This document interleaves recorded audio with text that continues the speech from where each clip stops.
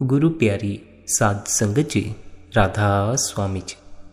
प्यारी साध संगत जी, आप सभी के भीतर बैठे कुल मालिक को प्रणाम, आप सभी को प्रणाम। संगत जी, आज के इस खास रूहानियत भरे सत्संग में स्वामी जी महाराज की वाणी ली गई है। स्वामी जी महाराज ने आज के सत्संग द्वारा नाम के भेद को हमारे सामने खोलकर बयान किया। नाम क्या है, नाम से हमें कैसे जुड़ना है, नाम से जुड़कर किस फल की प्राप्ति होती है, इन सब के बारे में भी आज के इस खास सत्संग द्वारा हमें विस्तार से समझने को मिलने वाला। आप सभी से यही विनती है, इस सत्संग को ध्यानपूर्वक अंत तक जरूर श्रवण करें। सत्संग के वचन हैं, नाम बिना सब जीव करें 84 फेरा। सत्संग की शुरुआत में ही आप हमें सत्य की याद दिलाते हुए कहते हैं, नाम के बगैर जो जीव रह रहा है वह 84 के चक्कर में ही फंसा रहता। 84 का यह चक्कर इतना लंबा है कि अगर इसमें कोई फंस जाए तो आत्मा कई कई जन्मों तक कई कई शरीरों में कैद रहती है। आत्मा की रिहाई नहीं होती, अपने असल घर की पहचान नहीं कर पाती। 84 लाख योनियां भुगतने के बाद हमें एक मनुष्य का जामा दिया जाता। मनुष्य के इस जामे में बैठकर हम मालिक की भक्ति कर सकते हैं और उस मालिक से मिलाप करके अपनी आत्मा को हर एक बंधन से मुक्त करवा सकते हैं। देह का बंधन हो, मन का हो, काल का हो, किसी चीज का बंधन हो, अपने ही अंतस में बैठे मालिक से मिलाप करके हमारे सभी बंधन दूर हो जाते।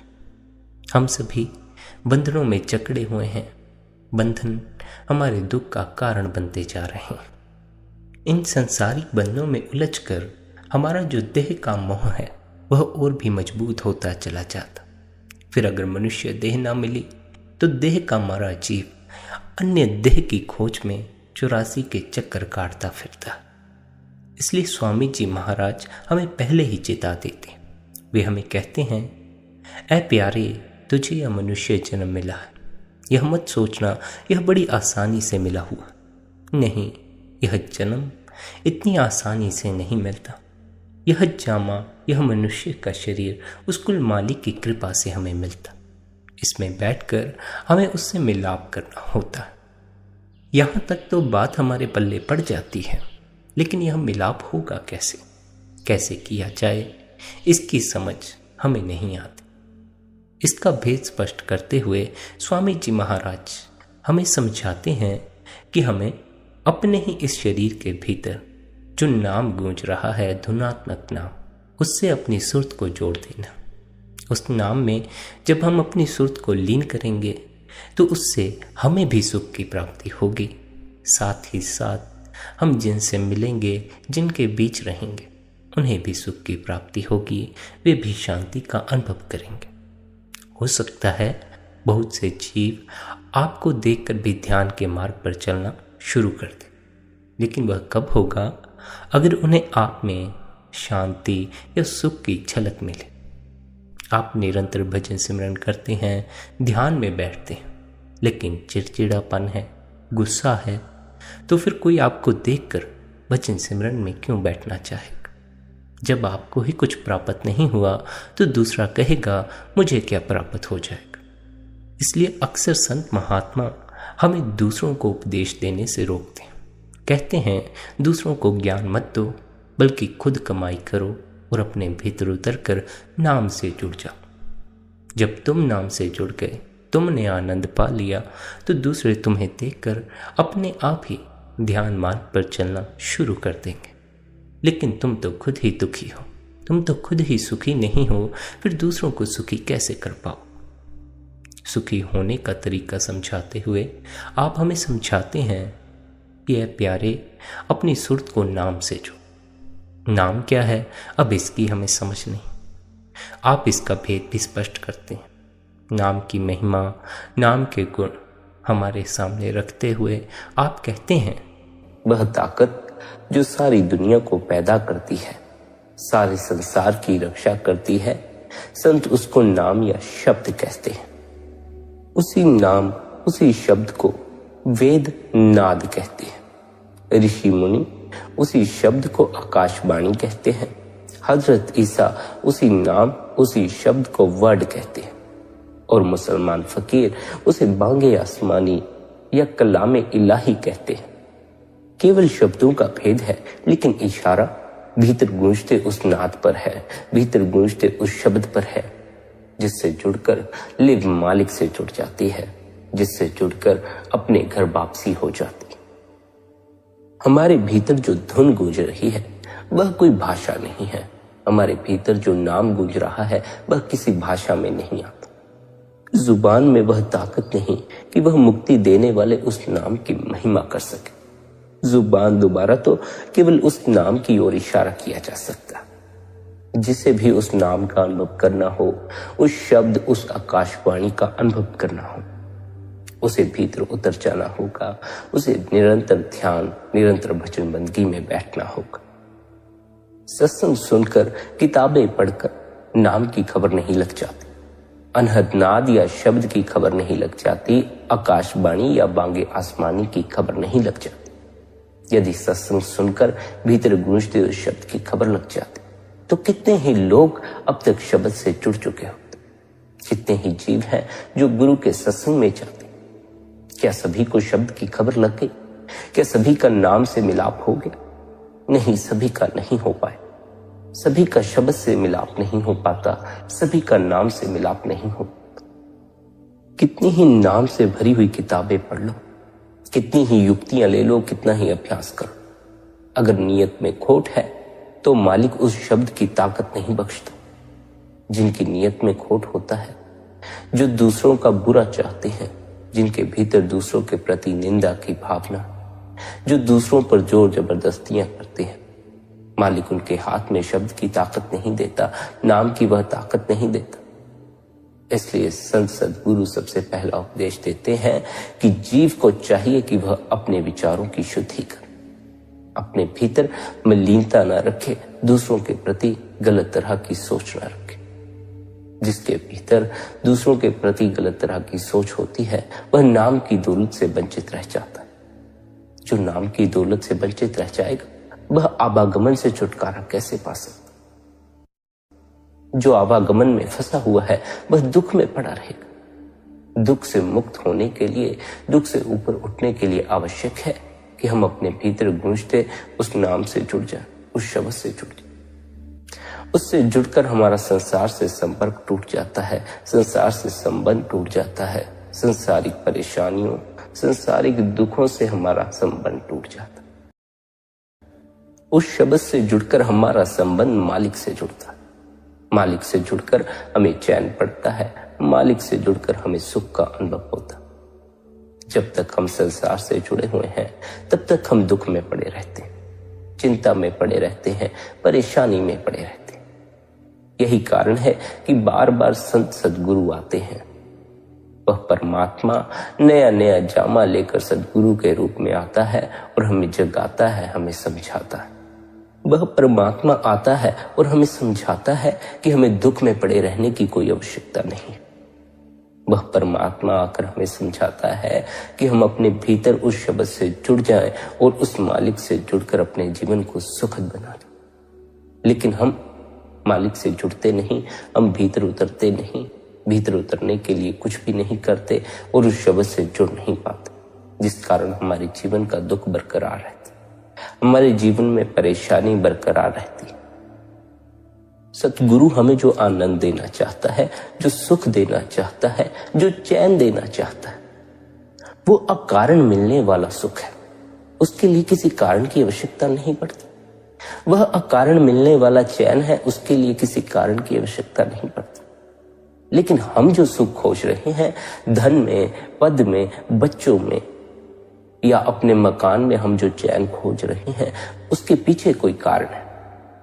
यदि मकान ना हो तो हमें चैन मालूम नहीं पड़ती, यदि धन ना हो तो हमें सुख मालूम नहीं पड़ता। लेकिन सद्गुरु हमें एक ऐसे नाम से जोड़ देना चाहते हैं, ऐसे शब्द से जोड़ देना चाहते हैं, जिससे जुड़ने के बाद हमें अकारण सुख का अनुभव होता है, हमें अकारण चैन का अनुभव होता है। हमें सुख के लिए किसी कारण की आवश्यकता नहीं पड़ती, सुख के लिए कोई प्रयोजन नहीं करना पड़ता, कोई बंदोबस्त नहीं करना पड़ता। हम तो बंदोबस्त करने में लगे, हम तो सुख के लिए आए दिन कोई ना कोई इंतजाम करते रहते हैं। हमें सुखी होने के लिए घड़ी घड़ी कोई ना कोई बंदोबस्त करना पड़ता है, और वो बंदोबस्त भी ज्यादा समय के लिए नहीं चल पाता, ज्यादा समय के लिए हमें सुख नहीं दे पाता, चैन नहीं दे पाता। कुछ समय के लिए चैन का अनुभव होता है, फिर बेचैनी पकड़ लेती, फिर हमें कोई कारण खड़ा करना पड़ता है ताकि हम सुखी हो सकें, ताकि हम चैन से जी सकें। अकारण जो सुख में है, अकारण जो आनंद में है, अकारण जो चैन में है, वही असल में जीवन को जी रहा है। क्योंकि जीवन में आनंदित होने के लिए किसी कारण की कोई आवश्यकता नहीं। यह तो हमारी गलत धारणाओं के कारण, मन में फंस जाने के कारण हमें यह लगता है कि किसी कारण से ही सुख उपलब्ध हो सकता है। हम भूल ही चुके हैं कि हम जब बच्चे थे तो अकारण ही सुखी थे, अकारण ही आनंदित थे, अकारण ही चैन में थे। हमें कुछ भी करना नहीं पड़ता था ताकि हम सुखी हों, हमें कुछ भी करना नहीं पड़ता था ताकि हमें चैन मिल पाए। बिना कुछ किए ही हम सुखी थे, बिना कुछ किए ही हम चैन में थे। और ना केवल हम, बल्कि जितने भी बच्चे पैदा होते हैं वे अकारण ही सुखी होते, और जो अकारण सुखी होते हैं उन्हें देखकर ही सामने वाला व्यक्ति भी सुखी हो सकता है। जो किसी कारण से सुखी हैं उन्हें देखकर कोई भी सुखी नहीं हो पाता, क्योंकि वे स्वयं ही सुखी नहीं हो पाते। कारण से सुख उपलब्ध नहीं होता, और जो कारण से सुख उपलब्ध होता भी है वह सुख ज्यादा समय के लिए कायम नहीं होता। अकारण सुखी होने की कला सीखनी होगी, अकारण आनंदित होने की कला सीखनी होगी। जो अकारण आनंदित हो सकता है, अकारण ही सुख में रह सकता है, वही जीवन को आनंदित होकर जी पाएगा, वही जीवन को सुखी ढंग से जी पाएगा। अव्वल तो जीवन में दुख बरकरार ही रहते, लेकिन यदि व्यक्ति को अकारण सुखी होने की कला ना आती हो तो वह उन दुखों के कारण और भी दबता चला जाएगा, और भी पीड़ा में पड़ता चला जाए। इसलिए यह आवश्यक है कि साधक अपने जीवन में अकारण सुखी होने की कला सीख ले। अकारण सुख की उपलब्धि कब होती है, अकारण आनंद का अनुभव कब होता है? जब हम अपने भीतर गूंजते उस शब्द से जुड़ जाते, जब हम अपने भीतर मौजूद उस नाम से अपनी लिव को जोड़ देते, तब हम अकारण ही सुखी होने लगते। उस शब्द से जुड़कर हम अकारण ही आनंदित होने लगते। हम कुछ करते भी नहीं और आनंद बरसता चला जाता।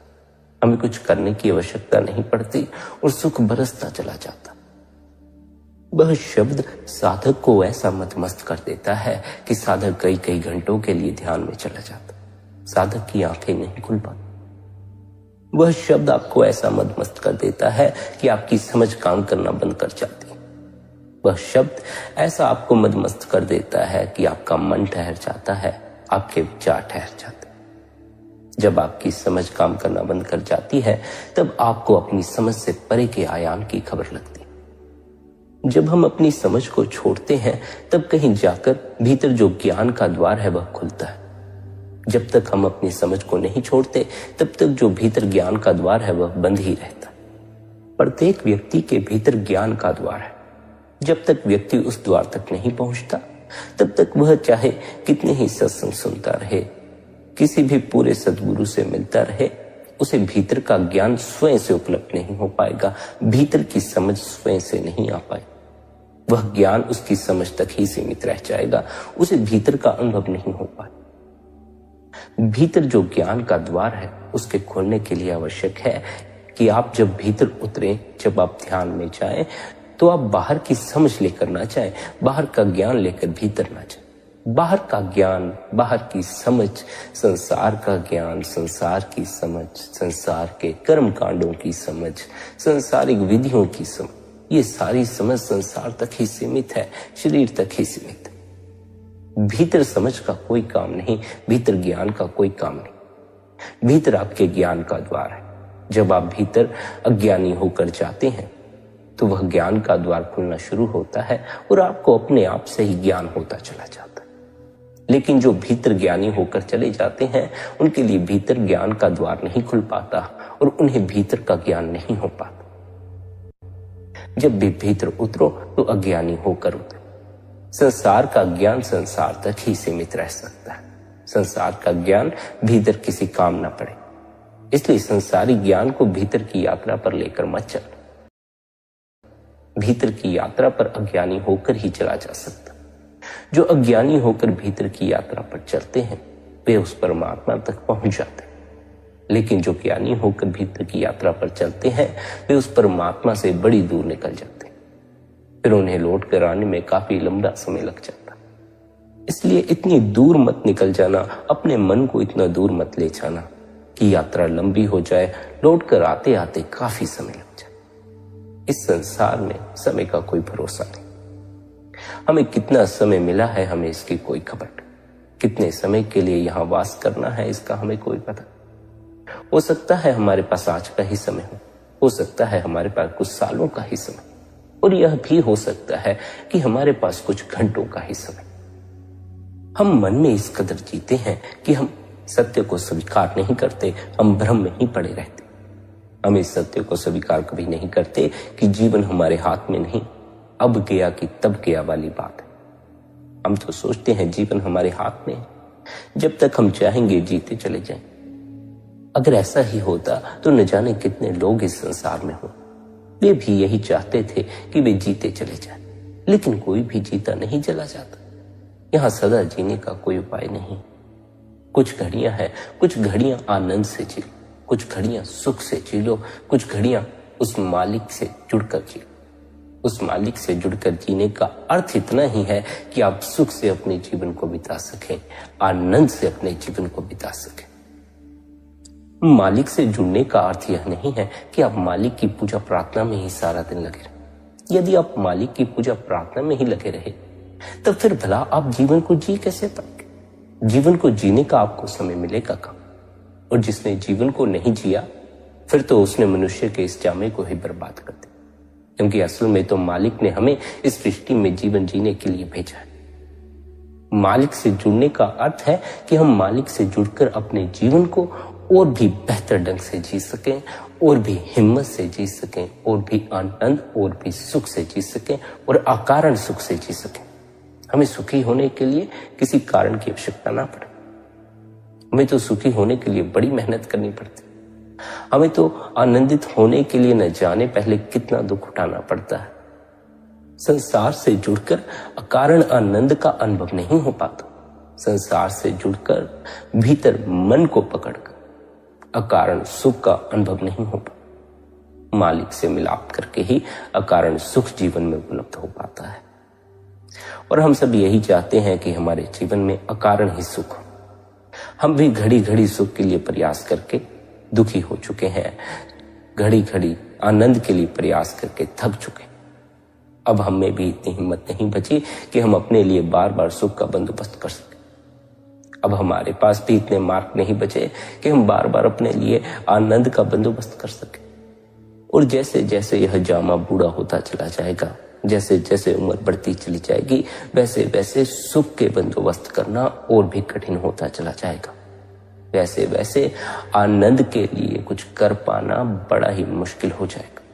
फिर शरीर ही साथ देना बंद कर देगा, सुख के लिए कोई उपाय कर भी क्या पाओगे? जो व्यक्ति सुख को किसी कारण से जोड़ देता है वह अकारण सुखी नहीं हो पाता। उसे फिर सुखी होने के लिए कुछ ना कुछ करते रहना पड़ता है, कोई ना कोई कारण खड़ा करना पड़ता। बुढ़ापे की अवस्था में भी यदि आप अकारण सुखी नहीं हो पाए तो आपको सुखी होने के लिए कुछ ना कुछ करना ही होगा। सुख का अनुभव करने के लिए व्यक्ति कुछ ना कुछ करता ही है, लेकिन बुढ़ापे में शरीर इतना साथ ही नहीं दे पाता, जिस कारण व्यक्ति दुख के अनुभव से भी ऊपर नहीं उठ पाता और सुख के अनुभव के लिए भी कुछ नहीं कर पाता। केवल और केवल पीड़ा में ही रह जाता है, दुख में ही रह जाता है। अकारण सुखी होने की कला सीखो। जब बिना कुछ किए सुख उपलब्ध होगा तभी सुख का असल अनुभव कर पाओगे। जब तक अपना खून पसीना बहा के अपने आप को इतनी पीड़ा दुख में डाल के सुख के लिए बंदोबस्त कर रहे हो तब तक दुख का ही अनुभव होगा। परमात्मा से जुड़े बगैर, अपने अंतस में उतरे बगैर अकारण सुख का अनुभव नहीं हो पाता। अकारण आनंद का अनुभव नहीं हो पाता। संत महात्माओं ने हमें बार बार उपदेश दिया है कि हमारे भीतर जो नूर प्रकट होता है, जो प्रकाश प्रकट होता है, जो शब्द हमारे भीतर गूंजता है, वह हमें अकारण आनंद उपलब्ध कर पाता है। उससे जुड़कर हमें अकारण सुख का अनुभव होता है। लेकिन हम भीतर उस प्रकाश से नहीं जुड़ते, हम भीतर उस शब्द से नहीं जुड़ते। हमें उस शब्द से जुड़कर यदि आनंद का अनुभव होता है तो हमें चाहिए कि हम अपने जीवन में उस शब्द से जुड़े और अपने जीवन को आनंदित बनाएं, क्योंकि हमारा हाल बड़ा ही दोबर हो गया है, हमारी हालत बड़ी ही खराब हो गई। आज ऐसा समय चल पड़ा है कि प्रत्येक व्यक्ति दुख में पड़ा हो, प्रत्येक व्यक्ति चिंता में पड़ा हो। भीतर कोई ना कोई चीज खाई जा रही है, लेकिन व्यक्ति को समझ नहीं आता वह करे तो करे क्या। न जाने कितने उपाय, कितने मार्ग व्यक्ति सुखी होने के लिए खोजता है, आनंदित होने के लिए खोजता है, लेकिन फिर दुख लौट आता है, फिर परेशानी लौट आती है। सुख तो बार बार गायब हो जाता है। सुख ज्यादा समय के लिए टिकता मालूम नहीं पड़ता, दुख सदा के लिए बरकरार मालूम पड़ता है। मनुष्य की यह दुख भरी हालत इसलिए हो गई है क्योंकि वह सोचता है कि सुख किसी कारण से उपलब्ध होगा, यानी धन होगा तो जीवन में सुख होगा, मकान होगा तो जीवन में सुख होगा, गाड़ी अच्छी होगी तो जीवन में सुख होगा, सुंदर पत्नी होगी तो जीवन में सुख होगा, सुंदर पति होगा तो जीवन में सुख होगा, अच्छी जमीन जायदाद होगी तो जीवन में सुख होगा, ऊंचे ओहदे के अधिकारी होंगे तो जीवन में सुख होगा। सुख के लिए अनेकों कारण खड़े कर लिए गए।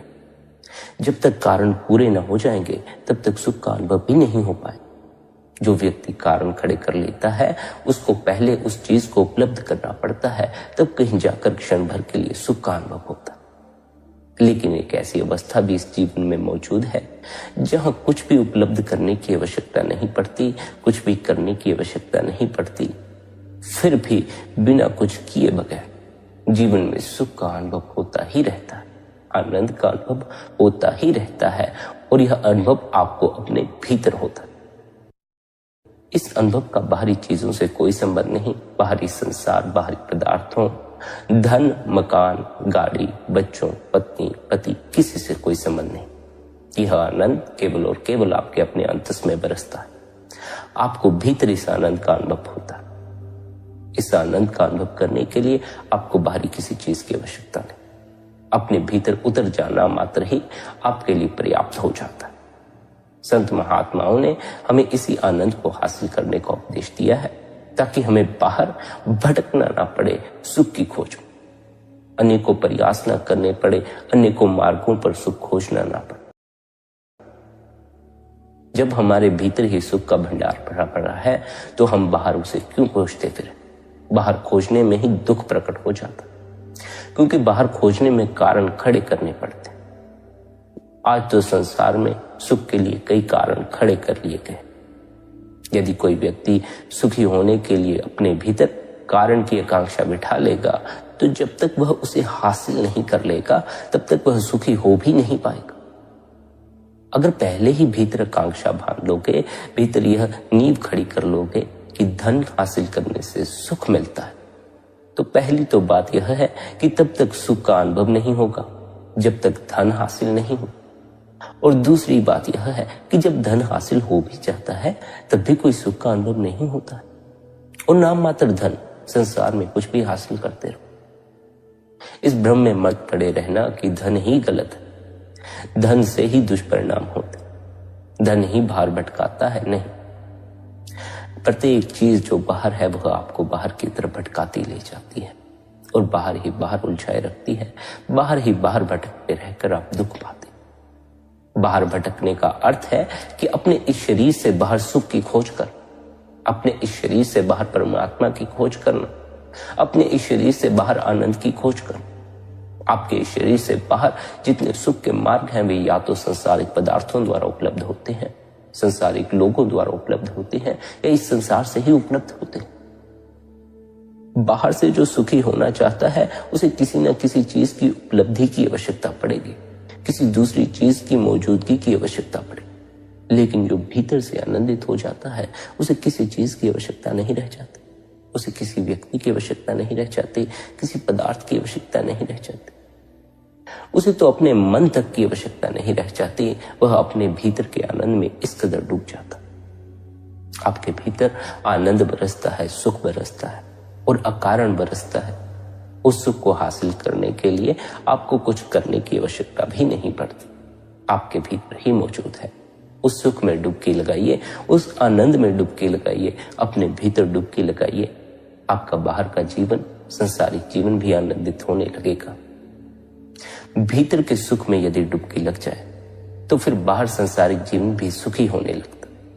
लेकिन यदि भीतर के सुख में डुबकी ना लगे तो बाहर के चाहे कितने ही सुख के सरोवरों में डुबकी मारते रहो, सुख का अनुभव नहीं होता। यदि भीतर के आनंद में डुबकी ना लगे तो बाहर चाहे आनंद के कितने ही सरोवरों में डुबकी मारते रहो, आनंद का अनुभव नहीं होता। पहले भीतर के आनंद में डुबकी मार लेनी पड़ेगी, पहले भीतर के सुख में डुबकी मार लेनी पड़ेगी, फिर संसार अपने से ही संभल जाए, जीवन अपने से ही संभल जाए। अपने अंतस में उतर जाइए, अपने भीतर डुबकी मारिए। भीतर बैठा है वह परमात्मा, भीतर गूंजता है वह शब्द, वह नाम। उस नाम की दौलत को हासिल कर, उस नाम से अपने लिव को जोड़ दीजिए। जब आप उस नाम से अपने लिव को जोड़ेंगे तो आपके भीतर आनंद की बरसात होने लगे। वह शब्द अपने साथ आनंद की बरसात लाता, वह प्रकाश अपने साथ सुख की बरसात लाता। उस प्रकाश, उस शब्द से जुड़ने के लिए संत महात्मा हमें यूं ही उपदेश नहीं देते, उसके पीछे कोई कारण है। इसीलिए उन्होंने बार बार हमें शब्द उस प्रकाश से जुड़ने का उपदेश दिया। उससे जुड़कर ही हमें जीवन में सुख का अनुभव होता, उससे जुड़कर ही हमें जीवन में अकारण आनंद का अनुभव होता। लेकिन जो हमें स्मरण रख लेना है वह यह रख लेना है कि भीतर के प्रकाश से जुड़कर, भीतर के शब्द से जुड़कर, भीतर के नूर से जुड़कर हमारा आवागमन से छुटकारा नहीं हो जाता, हमारी मुक्ति नहीं हो जाती, हमारा जन्म मरण समाप्त नहीं हो जाता। शब्द से जुड़कर, प्रकाश से जुड़कर, नूर से जुड़कर आनंद का अनुभव अवश्य हो जाता है, सुख का अनुभव अवश्य हो जाता है। लेकिन आवागमन से मुक्ति नहीं होती, जन्म मरण से छुटकारा नहीं होता, सदा के लिए सुख बरकरार नहीं बनता। सदा के लिए सुख तभी बरकरार होता है जब आप आवागमन से ही छुटकारा पा जाते। शब्द से जुड़कर आपको आनंद का अनुभव अवश्य होगा, प्रकाश से जुड़कर आपको आनंद का अनुभव अवश्य होगा। लेकिन वह प्रकाश, वह शब्द आपको हर समय तो नहीं सुनाई पड़ता रहेगा, हर समय तो नहीं दिखाई पड़ता रहेगा। संसार में भी जाओगे, संसारी कामकाज भी करोगे, बच्चों में भी बैठोगे, पति के साथ बैठोगे, दुकान पर जाओगे, अनेक काम करो। उस समय यदि मन ज्यादा संसार की तरफ हुआ तो ना शब्द सुनाई पड़ेगा, ना प्रकाश दिखाई पड़ेगा। उस प्रकाश, उस शब्द को सुनकर तो आनंद का अनुभव करोगे, लेकिन जब वह सुनाई नहीं पड़ेगा, वह प्रकाश दिखाई नहीं पड़ेगा, उतने समय के लिए कोई ना कोई दुख पकड़ लेगा, उतने समय के लिए कोई ना कोई संसारिक चिंता पकड़ लेगी।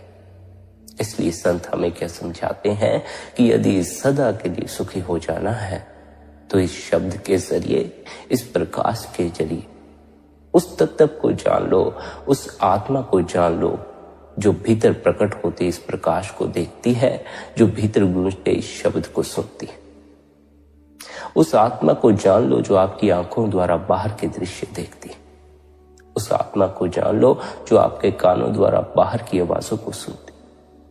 शब्द को जान लेना असल मकसद नहीं, प्रकाश से जुड़ जाना असल मकसद नहीं। असल मकसद तो यह है कि उस प्रकाश को देखते देखते एक दिन नजर उस पर भी पड़ जाए जो देखने वाला। असल मकसद तो यह है कि उस शब्द को सुनते सुनते एक दिन वह भी दिखाई पड़ जाए जो उस शब्द को सुनने वाला। जो उस आत्मा की खबर ले लेता है उसका आवागमन से छुटकारा हो जाता है, उसका जन्म मरण से छुटकारा हो जाता है, उसकी मुक्ति हो जाती, वह फिर सदा के लिए आनंदित हो जाता है, सदा के लिए सुखी हो जाता है। जो आत्मा को नहीं जानते, जो केवल शब्द तक ही ठहर जाते हैं, प्रकाश तक ही ठहर जाते हैं, उन्हीं को पकड़कर बैठ जाते हैं। जब तक वे प्रकाश को देखते हैं, जब तक शब्द को सुनते हैं, जब तक शब्द सुनाई पड़ता है, तब तक तो आनंद में रहते हैं, तब तक तो सुख में रहते हैं। लेकिन जब वह शब्द सुनाई नहीं पड़ता, मन का प्रभाव ज्यादा होता है, संसारिक कामकाज में उलझे होते हैं, तब संसारिक चिंताएं उन्हें घेर जाती। शब्द से जुड़कर, प्रकाश से जुड़कर आनंद का अनुभव तो अवश्य करो, लेकिन इस भूल में मत पड़ जाओ कि इससे जुड़ गए अब मुक्ति हासिल होगी। इस भूल में मत पड़ जाओ कि अब शब्द की ध्वनि सुनाई पड़ गई, भीतर का प्रकाश दिखाई पड़ गया, अब हमारा परमात्मा से मिलाप हो गया। परमात्मा से मिलाप तो तभी हो पाता है जब हम आत्मा को जान लेते हैं, क्योंकि आत्मा परमात्मा से मिलाप कर सकती है। शब्द आत्मा को जानने में सहायता प्रदान करता है, प्रकाश आत्मा को जानने में सहायता प्रदान करता है, लेकिन प्रकाश हमारा मकसद नहीं। प्रकाश या शब्द तक पहुंचकर नहीं ठहर जाना। उस प्रकाश को देखते देखते भीतर प्रकट हुए उस प्रकाश को कौन देख रहा है, भीतर प्रकट हुए उस नूर को कौन देख रहा है, उस देखने वाले की खबर लेनी। भीतर गूंजते उस नाम को कौन सुन रहा है, भीतर गूंजते उस नाद को कौन सुन रहा है, उस सुनने वाले की खबर लेनी। उस सुनने वाले को जानना है, उस साक्षी, उस दृष्टा को जानना। यदि हम ध्यान पूर्वक प्रकाश को देखें, ध्यान पूर्वक शब्द को सुने, तो प्रकाश को देखते देखते एक दिन हमें वह भी नजर में आ जाएगा जो उस प्रकाश को देख रहा है, यानी जो हम हैं, जो हमारे शरीर के भीतर हमारा असल अस्तित्व, हमारी आत्मा। उस शब्द को सुनते सुनते ही एक दिन यह अनुभव में आना शुरू हो जाता है कि उस शब्द को सुन कौन रहा है, उस सुनने वाले की खबर लेनी। ना तो शब्द पे ठहर जाना है, ना प्रकाश पे ठहर जाना। आगे से आगे गति करते चले जाना है, ऊपर से ऊपर उठते चले जाना, किसी भी तल पर ठहर नहीं जाना। ऊपर की तरफ विकसित होना, विकसित होकर ऊपर उठते उठते एक दिन उस परमात्मा में समा जाना है, उस परमात्मा में मिल जाना है, ताकि फिर लौट कर इस संसार में ना आना। इस संसार में जो आते हैं उन्हें बड़ा ही दुख उठाना पड़ता। कभी बच्चों का दुख, बच्चों की परेशानी, पति की परेशानी, कभी पत्नी की परेशानी, कभी माता पिता की परेशानी, कामकाज की परेशानी है, कभी जमीन जायदाद की परेशानी है, कभी किसी केस की परेशानी है। इस संसार में अनेक तरह की परेशानियां, अनेक तरह के दुख है। इस संसार में जो लौट कर आना चाहते हैं उन्हें दुख का ही सामना करना होगा, क्योंकि इस संसार में अनेक तरह के दुख मौजूद है। सुख तो इस संसार में ढूंढे से नहीं मिलता। जीवन बीत जाता है, सुख का हमें कोई खास अनुभव हो नहीं पाता। दुख के अनेक अनुभव हम करते हैं, चिंता परेशानी के अनेक अनुभव हम करते हैं, लेकिन चैन के, आनंद के, सुख के अनुभव हमें कभी कभार ही हो पाते। सबसे पहले तो यह स्मरण रखें कि सुख दूसरों से ना मांगे, आनंद दूसरों से ना मांगे, और इस धारणा में कभी ना पड़े कि किसी पदार्थ से या किसी व्यक्ति द्वारा आपके जीवन में आपको सुख का असल अनुभव हो सकता है। क्षणिक सुख का आप अवश्य अनुभव कर सकते हैं, लेकिन जो क्षणिक सुख है ज्यादा समय के लिए टिकेगा नहीं। क्षणिक सुख को रखकर आप करेंगे भी क्या? कुछ समय के लिए सुखी होकर आप करेंगे भी क्या?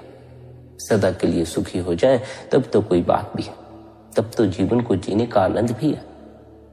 लेकिन यदि जीवन में दुख ज्यादा हो, सुख कम हो, तब फिर जीवन को जीने का आनंद भी क्या है?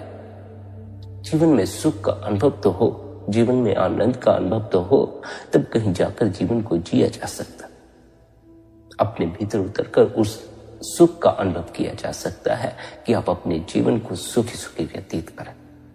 अपने भीतर उतरकर आप उस ताकत को हासिल कर सकते हैं कि आप अपने जीवन को बड़ी हिम्मत, निडरता और आनंद से व्यतीत कर सकें। उस परमात्मा के हाथ में अपने जीवन को सौंप दीजिए, वह परमात्मा आपके जीवन को संभाल लेगा। सदा से उसी ने संभाला हुआ है, सदा से वही संभाल रहा है, आगे भी वह संभाल। थोड़ी हिम्मत दिखाओ, अपने आप को उस मालिक पर छोड़ो, उस मालिक पर भरोसा करो, या यूं कहो कि अपने ऊपर ही भरोसा करो। वह परमात्मा आपके अपने भीतर बैठा है, अपने आप पर ही भरोसा करो। अपने आप के भरोसे ही अपने जीवन को बिताना, दूसरों के भरोसे अपने जीवन को मत बर्बाद कर दे। दूसरों के भरोसे मत बैठे रहना, दूसरे सुख देंगे, दूसरे आनंद देंगे। नहीं, यहां कोई दूसरा किसी को सुख नहीं दे सकता। प्रत्येक व्यक्ति अपने आप को अपने आप ही सुखी कर सकता है, अपने अंतस में उतरकर उस परमात्मा से जुड़कर। अपने ऊपर भरोसा करें, अपने जीवन के प्रति जागें, अपने जीवन को किसी के लिए दुख में न डालें, अपने जीवन को सुख के मार्ग की तरफ लेकर चलें। दूसरे के लिए दुखी होकर कोई फायदा नहीं, क्योंकि यहां अपने जीवन का दुख ही नहीं निकलता है। अपने जीवन का बोझा ही बड़ा मालूम पड़ता है, दूसरे का बोझा लेकर हम क्या करेंगे। दूसरों के दुख, दूसरों की परेशानियां अपने सर न लें।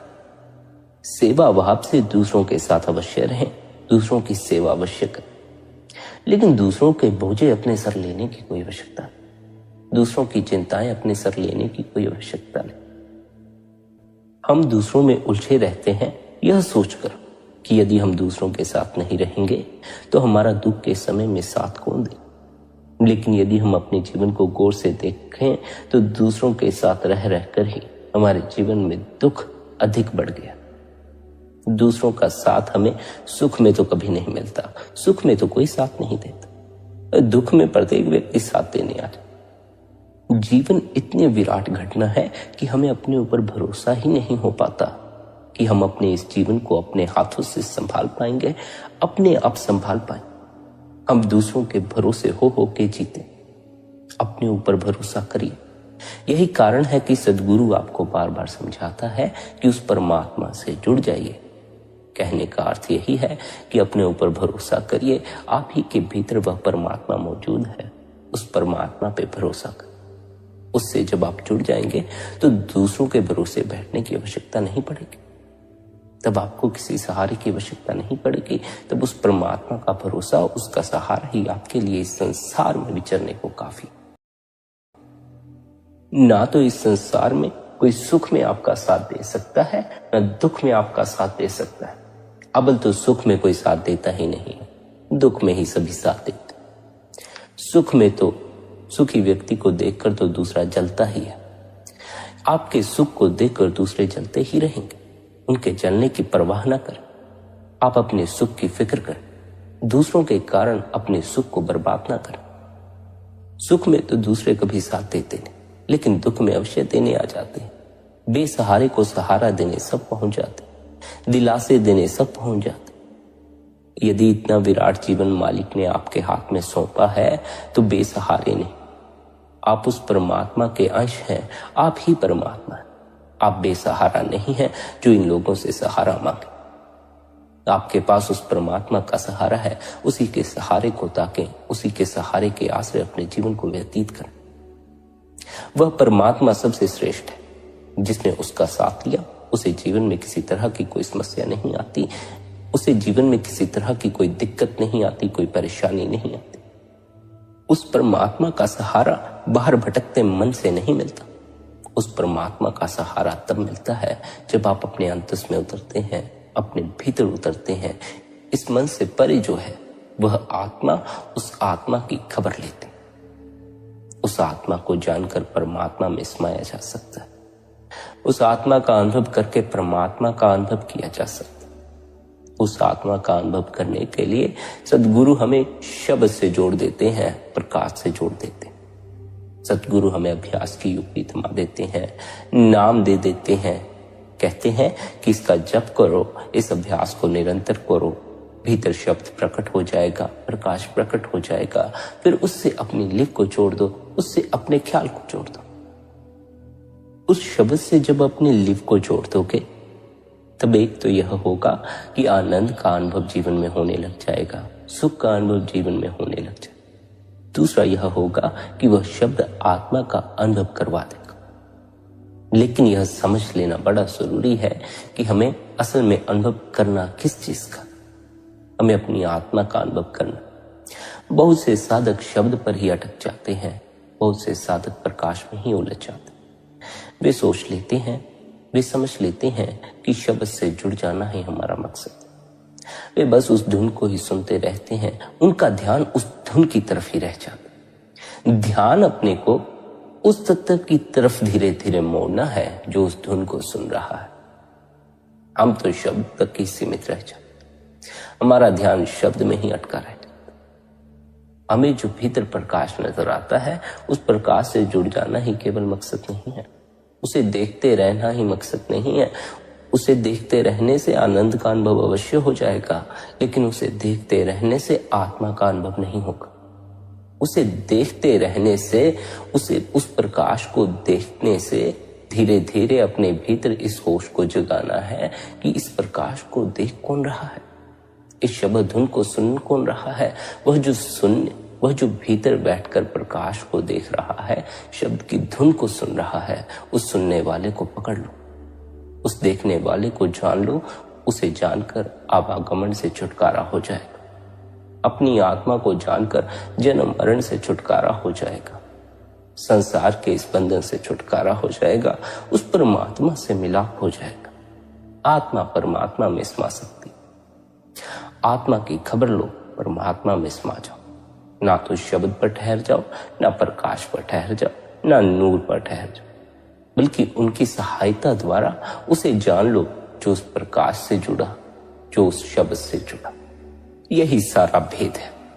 इसलिए कोई भी साधक यह न समझे कि शब्द से जुड़कर या प्रकाश के प्रकट हो जाने से मुक्ति हासिल हो जाती, आवागमन से छुटकारा हो जाता। नहीं, आवागमन से छुटकारा तभी होगा, जन्म मरण से छुटकारा तभी होगा जब आप उस शब्द के द्वारा, उस प्रकाश के द्वारा, उस शब्द को सुनने वाले को, उस प्रकाश को देखने वाले को जान लो। उसे जानने के लिए अपने अंतस में डुबकी मारनी पड़ेगी, अपने भीतर उतरना पड़ेगा, निरंतर ध्यान करना पड़ेगा, निरंतर भजन बंदगी करनी पड़ेगी।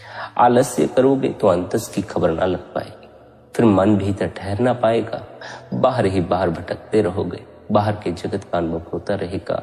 भजन बंदगी द्वारा भी फिर भीतर का अनुभव नहीं हो पाए। आपके शरीर के भीतर आपको कारण सुख का अनुभव होता है, इसकी आपको खबर ना लग पाए। भजन बंदगी निरंतर करें, अभ्यास में निरंतर बैठें, अपने गुरु महाराज का ध्यान करके अपने आज के इस दिन का आरंभ करें और अपने भीतर सबके प्रति भले की कामना रखें। किसी के प्रति किसी तरह का कोई दूषित विचार आपके भीतर जन्म ना ले। उस परमात्मा से सबके भले की ही कामना करें। निरंतर अपने अंतस में उतरने का अभ्यास करें। प्यारी संगत जी, यदि आज का यह सत्संग आपको अच्छा लगा हो तो आप आज के इस सत्संग को शेयर भी कर सकते हैं। साथ ही आप शब्दधुन सत्संग चैनल को सब्सक्राइब कर सकते हैं। बाकी आपकी अपनी मौज है। अपना ख्याल रखें। आप सभी के भीतर बैठे कुल मालिक को प्रणाम। आप सभी को प्रणाम। इतने प्रेम और प्यार से आपने सत्संग को सुना, उसके लिए आप सभी का धन्यवाद। राधा स्वामी जी।